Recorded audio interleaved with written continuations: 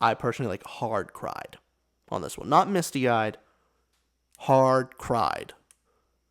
This one got me. It was rough. This was rough for me. Damn.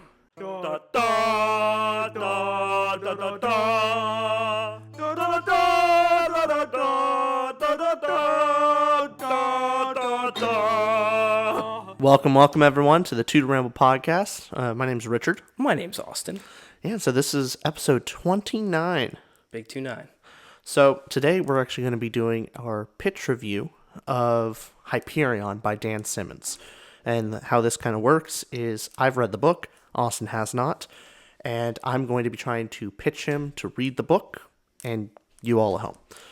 Yeah, so I'm in the same spot as the audience. I have not read this. The audience possibly has not read this. And if you have read this, then you'll probably find out some cool stuff because Richard did some research, has some cool background on this. And I know you're super excited about Hyperion as a book. Definitely. So, yeah, what's the general summary of this to the spoiler-free review we're about to give? And by the way, this entire review will be spoiler-free. Yeah. Now, what that entails, I'm not going to be spoiling any twists or any real plot details, but I will be talking about what the book is about and the type of stories that are in here. Right. If you don't want any type of spoilers at all, don't watch the rest, but I won't be spoiling anything major. Yeah, Richard will be good about this. He knows how much I hate spoilers. I despise spoilers. And since I haven't read this yet, I want to read it. And based on what you said, and this will probably convince me to put it on the top of my to-be read list if you do a good job. Oh, yeah, I'll do my best. Let's see. All right, so Hyperion by Dan Simmons. What the book is about is a sci-fi book set in the far distant future with 7 pilgrims on a planet called Hyperion. They are going on this pilgrimage to a place, and they wonder why they were the ones chosen out of everyone in the universe. They were the ones picked to go on this pilgrimage. And so they tell each other their story on why and how they got to where they are to try and piece together the overall picture of why they're all going. Because they all have a purpose. They all are there for a reason. And so the entire book is broken down into short stories where each character is telling everyone else their story. So in many ways, it's a book with a collection of short stories tied together. And very obviously, it is a sci-fi version of the Canterbury Tales. If you know it, it's very old story by, hurts my head, the names. I'm terrible at names. Geoffrey Chaucer wrote the Canterbury Tales. Okay. And that's a story about a group of 7 pilgrims going from London to Canterbury. Gotcha. Telling each other's stories. And this is a short story, and all 7 pilgrims have their short story in here? Is that how it works? I will not go any further on whose short story goes who. Got it, but there are several short stories in here. Yeah, I'll be talking about several of them. Okay. So, a little bit about Dan Simmons. He was he's actually an elementary school teacher for 18 years before he started writing. This is the author, of course. Yeah. And after he started writing, he's actually published about 26 published novels with many short stories and also some poetry. Mm-hmm. The book, Hyperion, has won the 1990 Hugo Award for Best Novel and the 1990 Locus Award for Best Novel.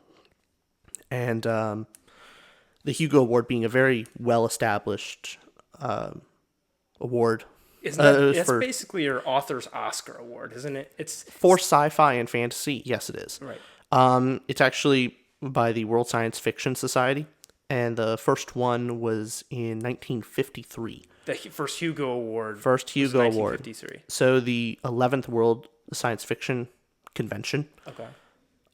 They named the Hugo Award after the founder of the science fiction magazine, Hugo Gernsback. Got it. So it's been going a long time. It's a very prestigious award to get. Mm-hmm. And what year was it that this won? 1980? 1990. Oh, 1990. Yeah. Okay. Little bits about the book itself. There's possible an adaptation coming, maybe.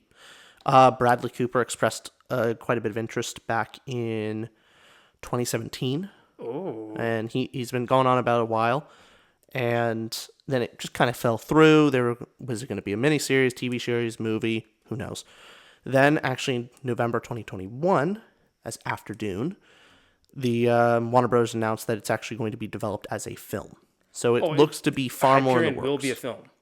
It is still in that development stage. So no casting has been decided. Bradley Cooper's going to be one of the producers. We don't know if he's going to act in the role. Is he so interested because he's read the book? Yeah, apparently he read the book in college. Gotcha. However, there's like little, I won't go too much into it, but the little drama of Dan Simmons posting about it on his own website and blog that Bradley Cooper never contacted him about the movie. Right. Never like during the whole process of trying to develop the movie, never once tried to get in contact with the author of the book. And he was just like, it's a little weird. And he's like, I guess I understand it's Hollywood, but okay, still.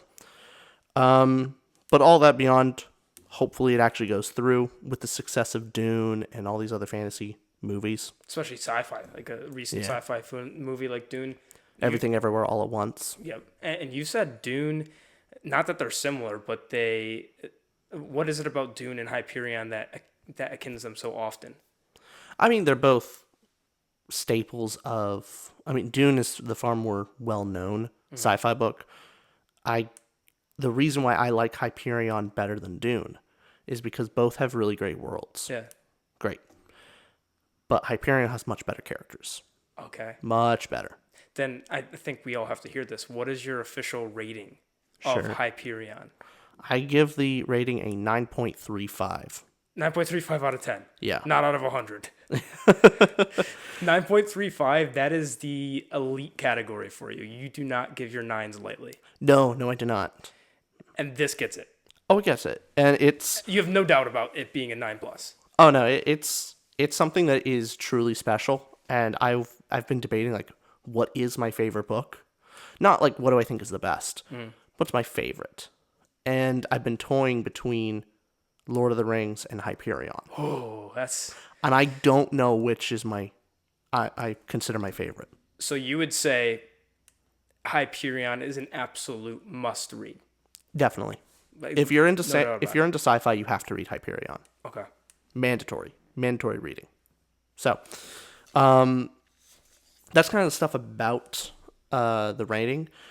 I was going to get into the types of stories that are actually told. Let's hear it. Yeah. So these are the tropes it covers, or the types of what kind of reader would be interested in this? The genre. Okay. So now I loved every story, but if one of these type of stories is interesting to you, then it has something for you. So I'll be spoiling the name of the story, or like kind of the chapter title. It's not a real spoiler, but it's a teaser. It's enticing you. This is permissible. Yes. This is permissible. This is the trailer. Okay. I'm giving you the trailer. Yeah. The trailer name.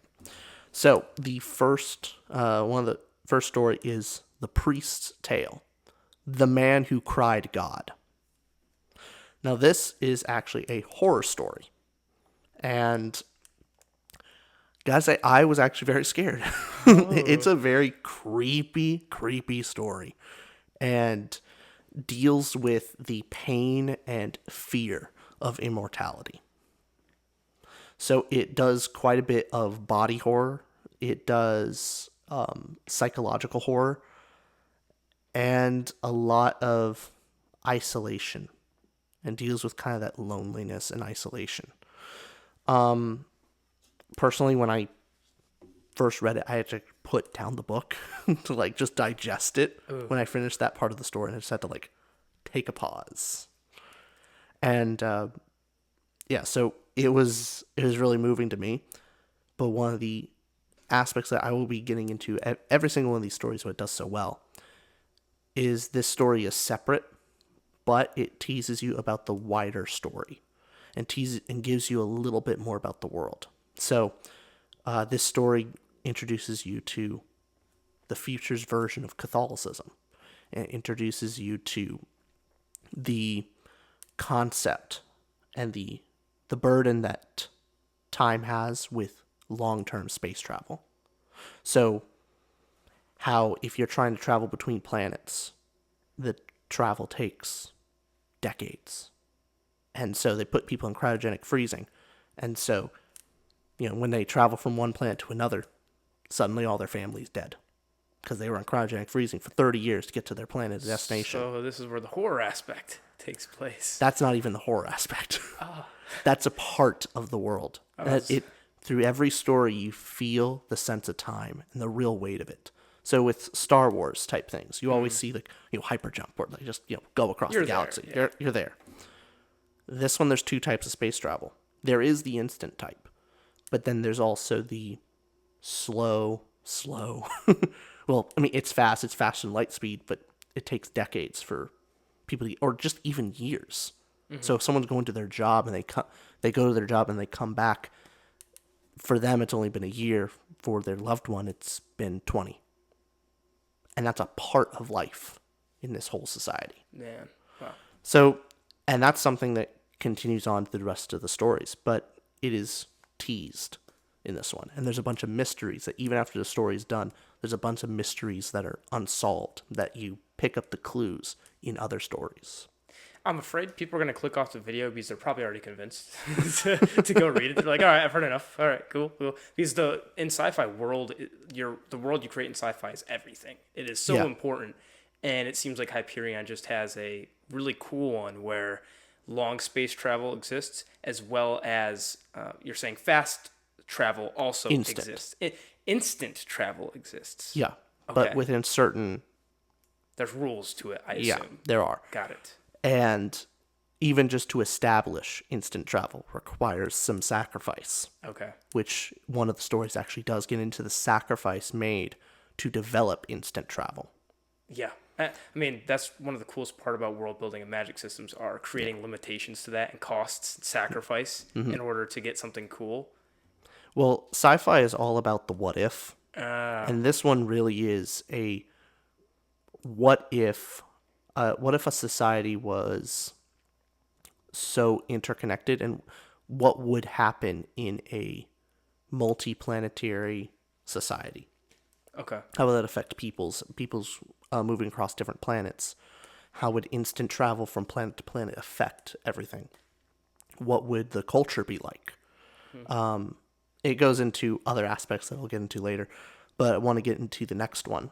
That was only the first part. That was only the horror aspect, right? That's only one of them. Right. That was the priest title. The priest tale, the man who cried. And that's all. The man who cried God. Right. So someone that likes horror, they've got that. Yeah. Okay. And you're introduced to, in that story, the Shrike.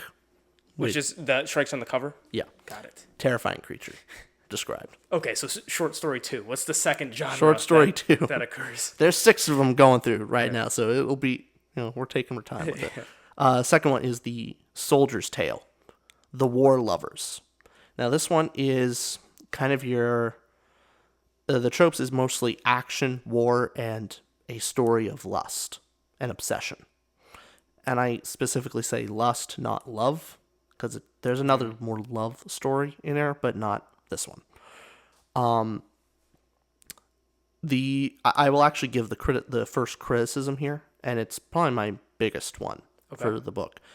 When Dan Simmons writes sex scenes,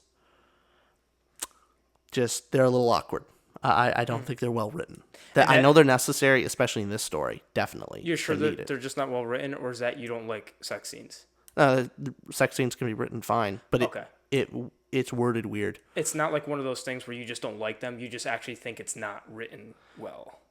Yeah, I just don't think it's written well. Gotcha. It's written unrealistically, I guess. I guess someone would probably, and this is kind of from me, it's probably very misogynistic kind of sex scenes. It's very, honestly, I don't know how to describe it without actually going into details, and I don't think that's appropriate on the channel. People should read it then. People should read it. Yeah. I think it's written awkwardly. Okay. It's weird. But it's part of it. It's not a detractor. It's not a significant detractor to me at all. Right, so. That's why you didn't give it a 9.5. It's the 9.35. Yeah, there we go. Right. Okay, well, I'm starting to see the flaws. Yeah. Okay. But this story goes into the chaos of war, and kind of how when everyone starts with a plan and then it just goes messy, and then how a man's obsessions go, and how that changes someone's life and how much a man will go through and how much what a man will do to accomplish when he's obsessed. So makes a lot of mistakes, drives his entire being, his whole life. And the more interesting aspect of the story is it gives you an insight into the kind of upper echelon of the society, like the military force that the society uses to start conquering. And it gives you more into the world, and it gives you our first real taste of what the destination is that our pilgrims are going to. And it gives you our first like real like, oh, that's where they're all heading. And it gives that new sense of horror. So now when you go back to the pilgrims, you go, oh God, that's what they're heading to. Why are they heading there? Got it. So I am convinced to read this I am now. trying to give enough without spoiling it. No, Am I doing a good job of You not are- spoiling anything? No, you are. Okay. Very well, because the way you if you stopped right now, I'm currently reading The Hobbit, but as soon as I finish my Tolkien binge, I'm going into Hyperion, it sounds like. So Yeah. you don't have to do much more for me, but I think there's some people in the audience that are still being, I don't know yet. Yeah. So let's see if you can convince. We'll keep going. Yeah. The next one is The Poet's Tale. And just keep track. It's the horror element. You have the war/lust. War soldier- action. It has war- a lot of action written into it, Got so it. a lot of fighting, a lot of action that you Okay. get. So if you like war, if you like that action war like soldier story, okay. Then you have The Poet's Tale. So the third is the Poet's Tale. Yeah. Hyperion Cantos. Okay. Title of the book. This is a man out of time story. So it also deals with the loneliness that you find with a loss of purpose. So this one delves into the upper echelons of society. What are the the rich and the affluent? How do they live in this interconnected planetary society? And with their technology of instant, like imagine you can directly connect to the internet with your mind and instantly gain knowledge, so you can absorb information and knowledge instantly. How does that affect culture? How does that affect entertainment when there's just such an abundance that they're nothing special anymore? Like you said with sci-fi, it's asking the what if. Like, what if people had instant access to information? Yeah, so this poet is able to bring something fresh to this society because he's a man out of time. He has a fresh perspective that no one's heard before. And that's what throws him into the high society. And in this one, again, you see the cost of time and how people die around him. And like people he's met, people he's loved, and then wakes up, they've been dead for 100 years. What does that do? How does that affect families? How are family relationships even work and operate? And also, this teases you more about where the previous stories on the what that they're going for, what the destination is. The third story deals more with why. And you start getting into the motivations of the Shrike. You start getting into what's the true purpose that they're going there. Why are they doing it? And really what the danger is and the history of the planet, Hyperion, the one they're on. So each short story, each perspective gets you closer to... Yeah. You feel like you're progressing constantly. Well, you feel like this is a puzzle, that you have a puzzle in front of you, and you're slowly being given the pieces, and then you fit them together yourself. So it is a very good pace of filling in the world and filling in the story. Is that something that's so beautiful about it? Do you think it's really well paced? That's the reason why I love it. This book is because of how it deals with the plot and the world building in the exact same manner. And that is a cool thing to read. Where, there's a plot of them going to the destination. Sure, that's a plot. But the real plot is why.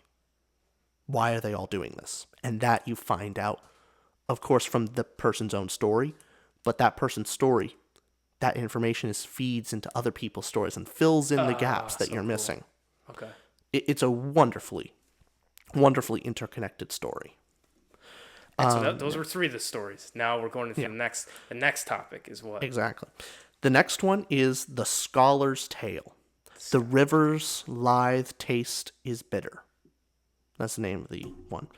This one is your tragedy. Really sad story.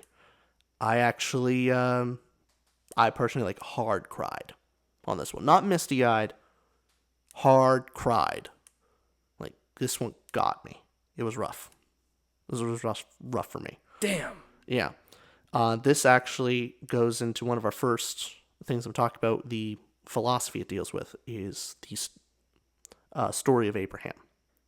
So this story has Sol Wethentrop, a Jewish scholar in the future. And one of the things he's studying is, and wrote a paper on, is the problem of Abraham. From the Bible. From the Bible. Of basically, how can a good and just God ask Abraham to sacrifice his son Isaac? That's the first question. The second question is, how is the moral lesson that it was good that Abraham was willing to sacrifice his child? How For how is those that who good? don't know the story, it's a very popular story. But could you expand on what that is sure. for people?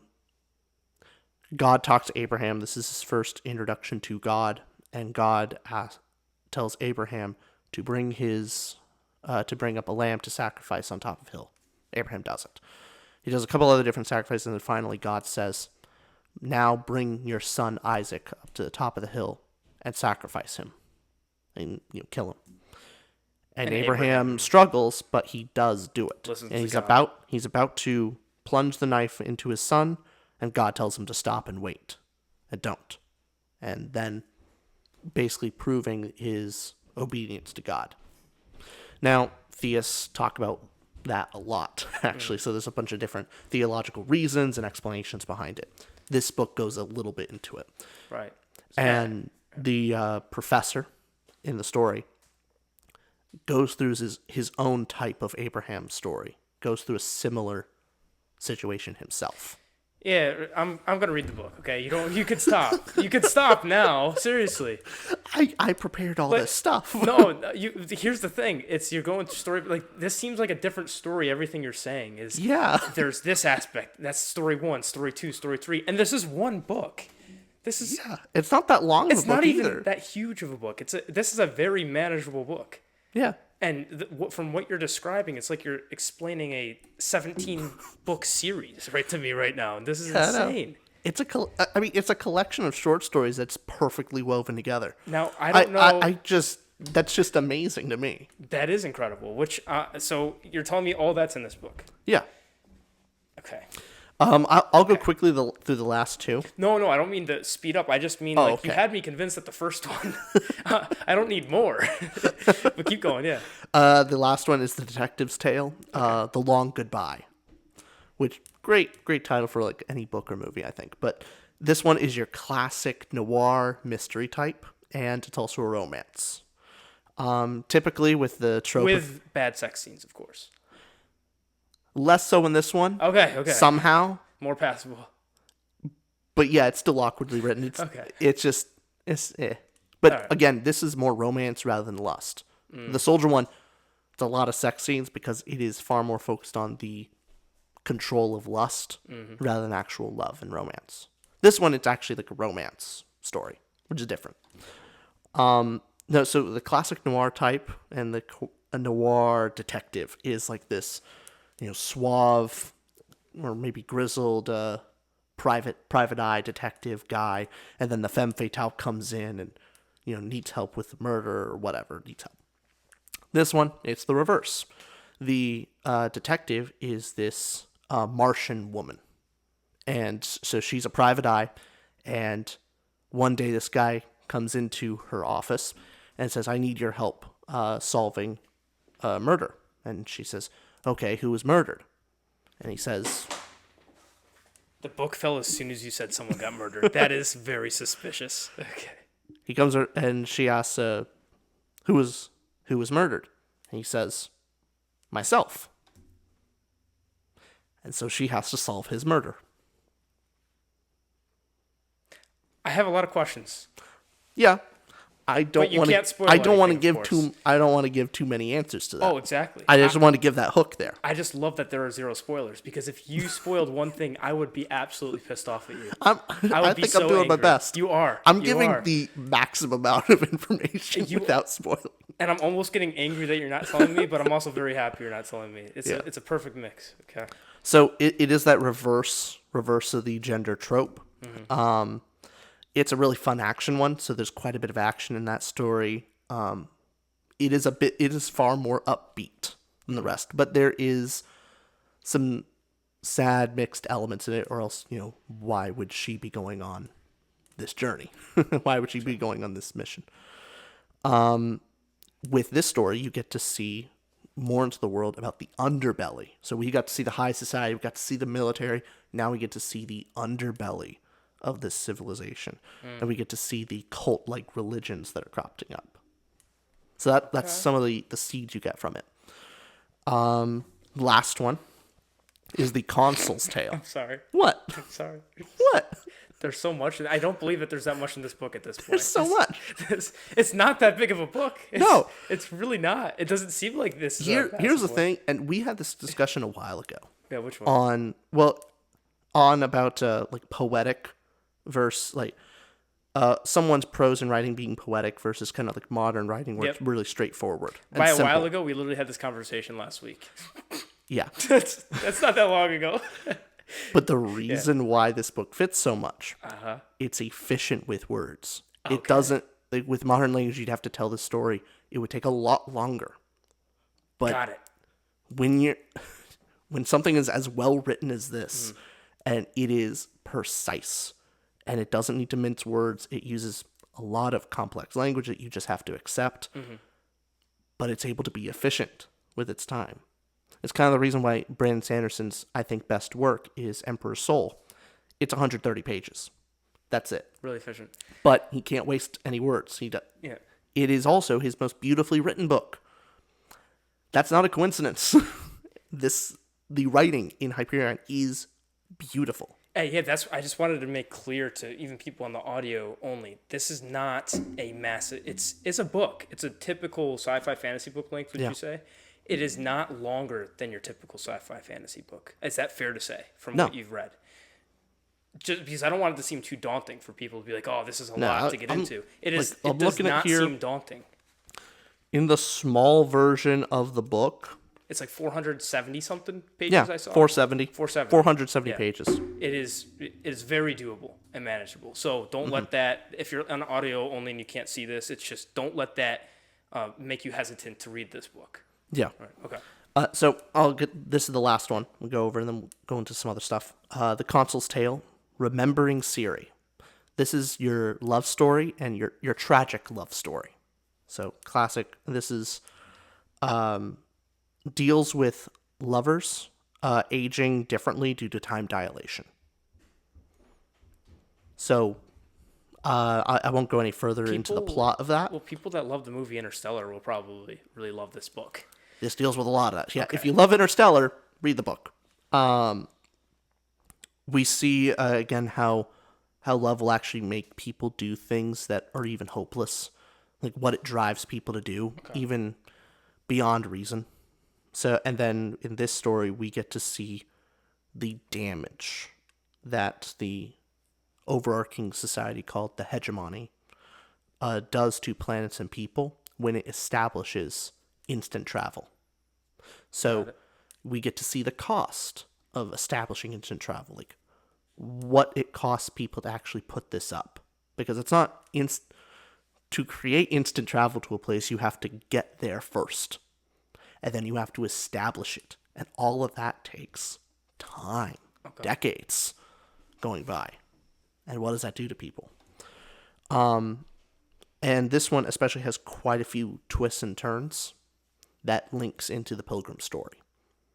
And I think this one was probably one of the more simple stories, pretty straightforward. But I thought it was a sweet one. It was a sweet story. But I would say if I had to pick, like, what's the weakest story? I think they're all good. I think it's that one, The Consul's Tale. I just think it's good. It's not as prophetic Okay. or as emotionally moving as the others, Gotcha. but very good. Wow. That is Wow. Hyperion. And here's the thing. I haven't even gone into the literary and philosophical references that this story goes into. Do you want to go into that? I will go into them briefly. There's mainly... So this is story aside with that is the story of Hyperion. That is a story. And if you could summarize that in let's say a 1 minute TikTok, would you say how would you really condense that into this is why it's one of my favorite books ever? It's a sci-fi pilgrimage with a collection of short stories that are woven together to create a unifying story in a very interesting and compelling world. Fantastic. Awesome. Yeah. So now you're going to get into the elements that this whole entire story talks about philosophically. I actually already brought up a little bit. So we brought up the Canterbury Tales from Geoffrey Chaucer, and also the story of Abraham from the Bible. And there's plenty of others that I've not mentioned. A ton. If you're into philosophy, if you're into kind of classic writings and poetry, there's a lot of references in here, and a lot of it deals with that. But the big one, which the name of the book is actually taken from, is John Keats. He's a poet the 1800s. He was born 1795 to 1821. And someone did their research. Oh, I know. Research. Yeah. He did mostly poetry, his first being O Solitude. One of the poems that he's wrote, that is more of the famous poem, is called Hyperion. It was this epic poem, and it was unfinished. He was not able to finish this poem. But the section that is still around today is centered around the Olympian gods. So first there were the Titans, and then these Titan gods, and then after that, the Olympic gods come through. One of the Titan gods is Hyperion, who is the sun god. The story basically goes, all the Titans are moaning about their loss of power, but the only one who still has power is Hyperion, sun god, and then he goes to the rest of the Titans to help them out. It then cuts to Apollo, crying on the beach. He's the new sun god of the Olympians. And the goddess of memory, I can't even pronounce the name. You can put it on screen, the actual name. Just here it is. Yeah. Try it. Try to pronounce the name. Minosine? Minosine? Whatever. Good job. It hurts. Apollo looks into her eyes and reveals knowledge of how he fully becomes a god. And the reason why he's crying is because he understands his great potential, but he's crying because he does not believe he can live up to the shoes that he is filling. Anyway, he died of tuberculosis. The author. Not Apollo. Yeah, not Apollo. The god did not die of tuberculosis. Yeah. And John Keats only became famous after his death, like most great artists. But yeah, that is where the title of the book comes from. That's where a lot of the themes come from. Actually, John Keats himself actually plays a big role in the book. I won't say how, but he is significantly a part of the book. And there's so much more I can't even get into. Like, there's so many, there's references to Plato, to Aristotle, to Socrates, all the classic Western philosophers. Hell, there's even cute references to The Wizard of Oz and different types of music. Toto's in there? Yeah. Let's go, Toto! So there's a bunch of those kind of references. Sweet. And it's a wonderful story. So if someone likes philosophy and what you'd say classical literature, Yeah. they will absolutely love this. But would this book also be for someone that isn't interested in that? Or would you say if someone doesn't like these topics, would you say it's not for them? I think so. It deals a lot with philosophy. a lot of the value that the book brings is moral discussion and moral debate. So if you're just kind of looking for a fun, I don't want to think about this. This is not your action-packed book. Okay, like don't you're just read not this. going to get the same out of it. Right. Don't read this if you're just looking for I want a casual Tuesday. I want to read and binge a thriller. This isn't that. This is the nerd's book. Okay. This is a nerdy book. Like it's not your casual book. Gotcha. Also, something to note is this book does not hold your hand. There's absolutely no exposition dumps. None. There's no explanation ever given to you about anything, about the words, nothing. You just have to figure it out on your own, and it goes hard. Like you are thrown into the deep end. So, one, it's you. When my suggestion reading it is, you will not understand things for a while, like a little bit. Like you're just gonna have to accept that you don't understand it all, and you will have to piece it together as the story goes. So don't get discouraged when you start reading, going, what the hell is this name of this thing? What's this do? Just have to let it happen. Let it happen. Well, awesome. Now, that is about what I have on the book. I'm gonna run through quickly just for the sake of the video. Each of the scores I gave emotional impact a 9.35, characters a solid 9, plot 9.25. Dialogue and prose a 9.25, and the world building a 9.5. So, which totals to your average score 9.35. Hyperion gets a 9.35. Yeah. So not a single category in a rating system went below a 9. No. Well, there you have it. You have any questions for me about this book? Did I do my job? Did I convince you to read it? Did I pitch it to you? To me, absolutely. All right, there we go. Absolutely, because we've had a casual conversation about this. About hey, like you told me how much you love this book, and I'm like, yeah, Rishi, I'm trying to cook. Like, get out of here. I'm like in the kitchen, or like you're like, Austin, you've got to read this book. Oh, Rishi, I'm in the bathroom. Can you go away? Like it's always the weird times. But now we set a dedicated time for you to pitch this book. It did it for me. I think I will say after I finish with the Hobbit, after I finish with Tolkien. I have to do that quickly. Not quickly, I take my time. But after I do Tolkien, I will read this next. Absolutely. Great. I'm excited to discuss the book with you after you've read it, especially. Maybe we could even do a video, a full review once you've fully read it. And if anyone who has read Hyperion listened to this just because they wanted to hear someone give a spoiler-free review about it, let us know if you want one where we do a spoiler-full version. It's going to be a little bit before I get there.